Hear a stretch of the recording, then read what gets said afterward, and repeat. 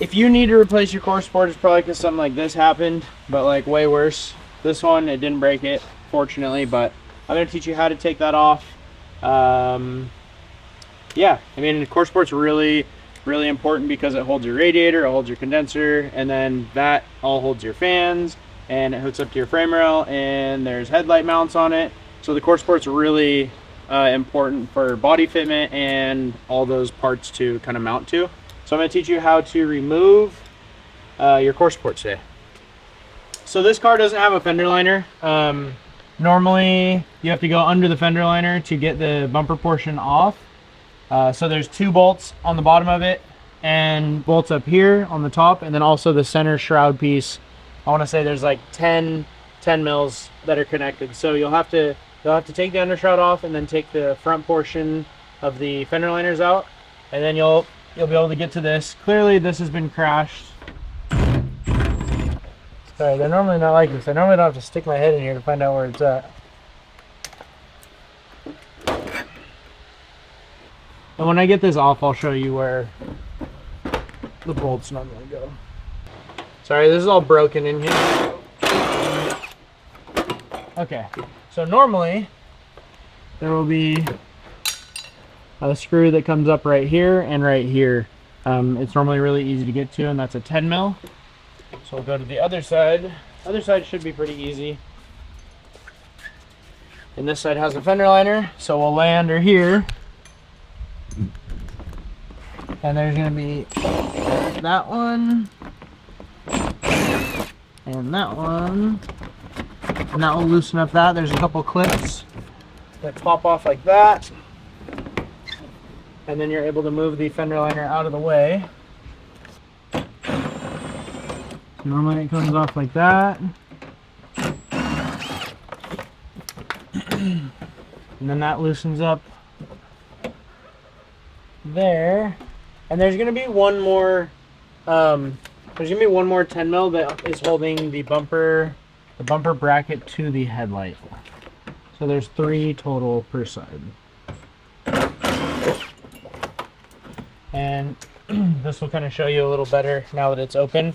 This goes to the bottom of the headlight, and then this connects the bumper to the fender. All right, now that we got both those sides done, we can come to the top. Put the pry tool in there.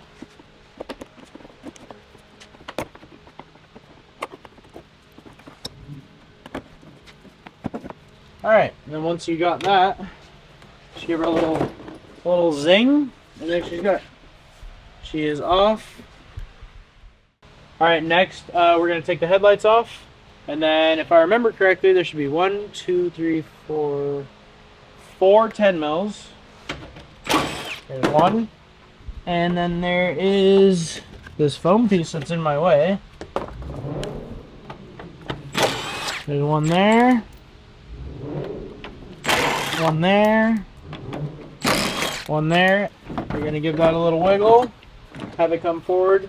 Don't pull too hard because there is a plug. Can you see it in there or no? Yeah? Anyways, press that plug. And there you go. Driver's side is out, and this side was crashed, so the tabs might be a little bent, but we can still go over it.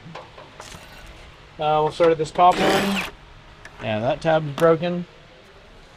That's part of the foam piece. There's number 2.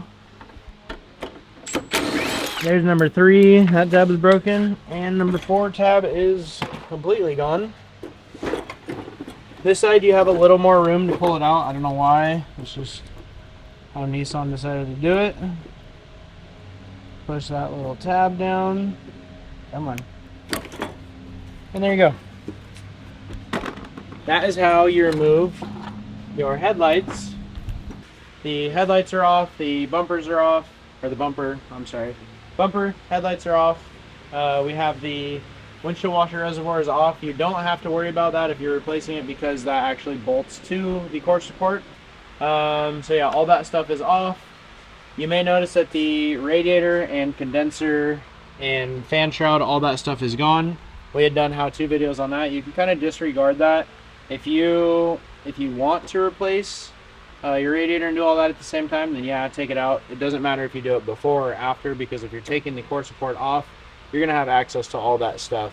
But doing a core support swap is doable. If you got lucky enough and you crashed your car, or you broke the core support and you didn't break the AC condenser or the radiator or the fan shroud, then props to you. But normally you got to take everything off. So we are going to take the front crash bar off, and these are 12s. You just kind of got to find it in there.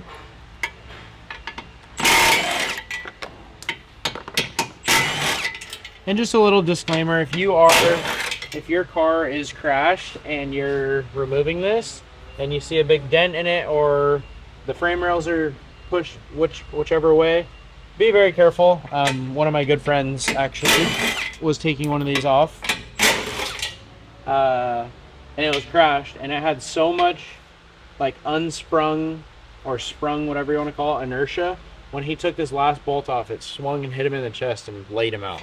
So be careful if your car's crashed. If it's not crashed, then just don't listen to me. So you get those 8 bolts off of there.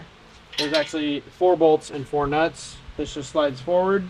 All right, so now that we have the crash bar off, I'm gonna do the hood latch. Also, these hood latch, don't lose these hood latch bolts. These are very specific. Keep those in a safe place. You can just unhook this and then route this out of your way for now. Okay, so then we're gonna undo all the 10s that hold the harness and the horns on. So this is your crash sensor. Start there, and then I kind of just go visually, and then I'll look. Okay, there's a horn,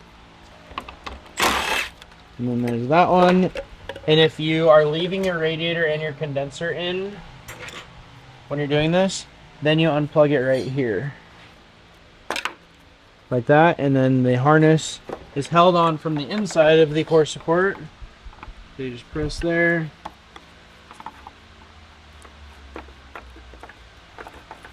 Get that to slide through. And we'll work our way down the harness, get the clip remover, pop this stuff out. This is your ambient air temp sensor.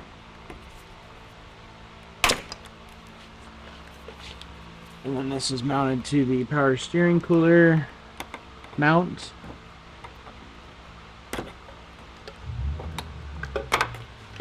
And then this wraps over here, and there's one more mount, or one more clip right there. Just push that out of your way. Then we're going to come up here, and we're going to take the 12s off that hold this. Actually, there's a couple 10s too. So there's 2 10s and 2 10s over here. And since we're right here, we might as well do these. You can just move this over to the side,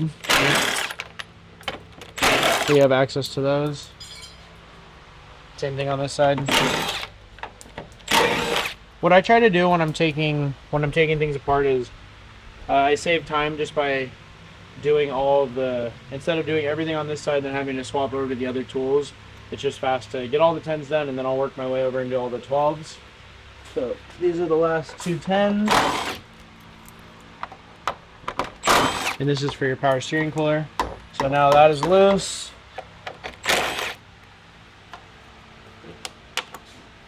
And just like shake things, then it lets you know that everything's loose, basically. Because I would have missed that one, being genuine. So yeah, let's grab the 12, and we'll start taking off the crush brackets.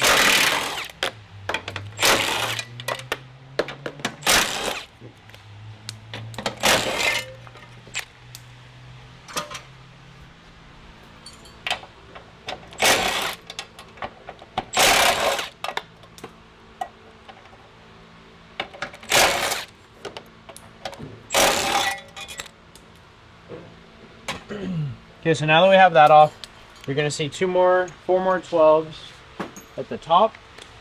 right here. And this actually bolts to your headlight buckets.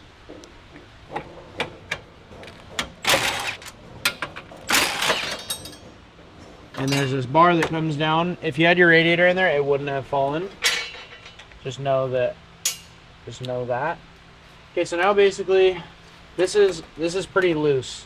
If you had a radiator in and you were doing the swap with the radiator, condenser, fan shroud, all that stuff in, right now would be a time where you would grab your needle nose pliers, and this goes in here like this. So it holds the radiator in, so you would actually spin this and then pull these up on each side. So you just got to do this one, and then that will start to like free up. And last but not least, we have the power steering lines that are right here. These lines are a pain, I'm not gonna lie. They're not fun to do. They're the strongest hoses on the whole car.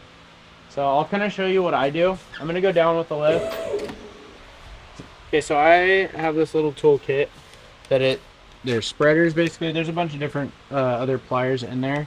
These are the ones you use to separate the hoses that are really tight on a line. So if you come in here, you're gonna see, and obviously it makes it really nice that the radiator and everything's gone. I have done this before just by removing the coolant reservoir only. So basically, we're gonna get that line out of the way. And we're just going to pinch these. Can you see that, Shane? Mm-hmm. We're just going to pinch those and slide these up as much as possible.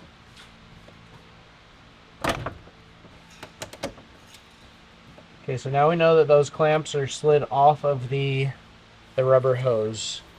I'm going to get this in as far as I can. And I'm actually going to squeeze. I'm going to squeeze this hose. I'm going to set this spreader in here, and then I'm going to wedge my my pliers in there also. And basically why I'm doing that is just so that it doesn't slip. So you can kind of see that it's starting to slide off right now. See how it has like that little gap in there? Once it has that gap, you should be able to put the spreader in there, and it'll actually slide it off. So it's just that initial getting the hose loose is the really hard part, and there is going to be fluid in here. Put something under you to make it drain. This is already drained for whatever reason. I wish I could tell you because I don't see any leaks in the system. And then there's one more hose that we got to get to right here.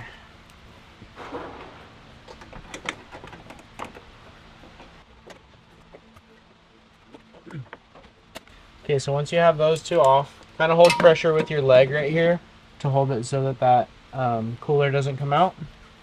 And then once it's out like that, you can just slide it out. So that is how you remove the cooler. Then we're going to go over here, and there's going to be a clip right there. Wow. Strongest clip of the year award goes to you. It's still never broke. Anyways, once you get that last clip off, just walk to the front of your core support, slide it off the rails, and there you go. That is how you remove a core support on a DE350Z.